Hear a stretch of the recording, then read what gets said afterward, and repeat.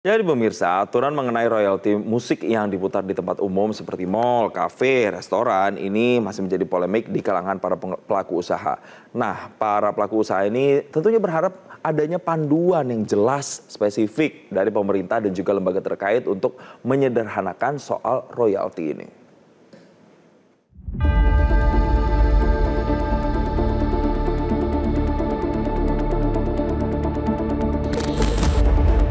Kebijakan pengenaan royalti musik bagi pengusaha hotel, restoran, dan kafe yang memutar lagu-lagu Indonesia kembali mencuat. Program yang dilaksanakan oleh Lembaga Manajemen Kolektif Nasional atau LMKN itu bertujuan memberikan penghargaan yang layak bagi para pencipta lagu dan musisi. Namun kebijakan ini memunculkan kekhawatiran pelaku usaha dan dampaknya terhadap preferensi musik di tempat hiburan.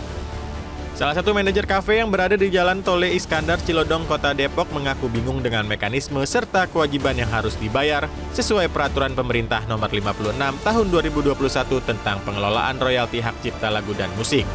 Dengan aturan itu mengharuskan setiap tempat usaha termasuk kafe dan restoran untuk membayar royalti setiap musik yang diputarkan.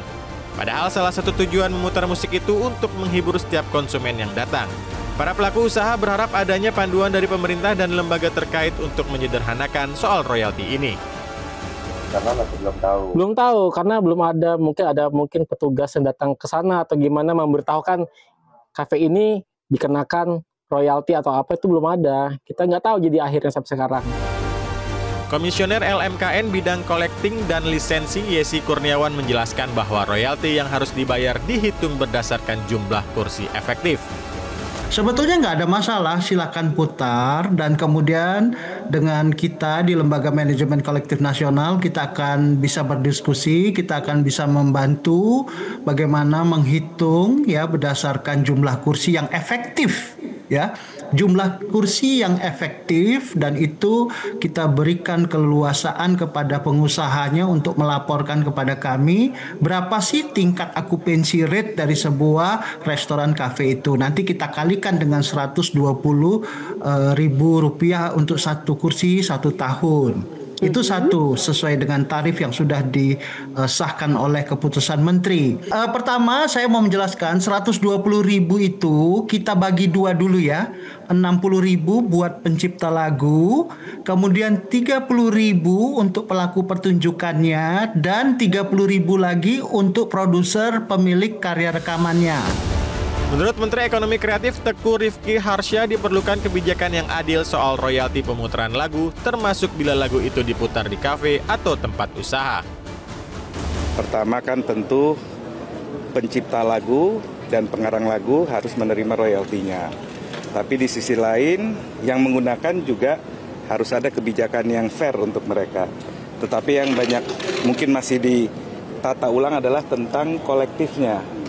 LMK dan LMKN-nya. Nah untuk itu saat ini kan ada inisiatif DPR yang rencananya akan juga merevisi undang-undang hak cipta itu. Kita memang menggunakan ya sebaiknya kan kita bayarkan. Tetapi yang harus dipastikan adalah akuntabilitas dari kolektifnya sehingga nyampe kepada para yang berhak. LMKN diharapkan bisa lebih transparan perihal kebijakan pengenaan royalti musik termasuk bisa membangun kepercayaan bagi pencipta lagu.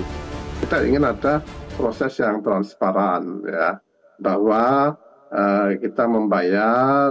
Nah ini sebenarnya bagaimana sampai di dalam mereka yang berhak ya, karena selama ini kan pengguna itu Anda tidak perlu tahu bagaimana kita mendistribusikan uang itu tuh, bagaimana kita nggak boleh tahu. Nah ini adalah masalah-masalah yang kita lihat di dalam kelemahan undang-undang itu sendiri sehingga menimbulkan tafsir yang luas ya. Diketahui aturan royalti musik untuk penggunaan komersial seperti di kafe dan restoran terus menimbulkan kebingungan di pelaku usaha.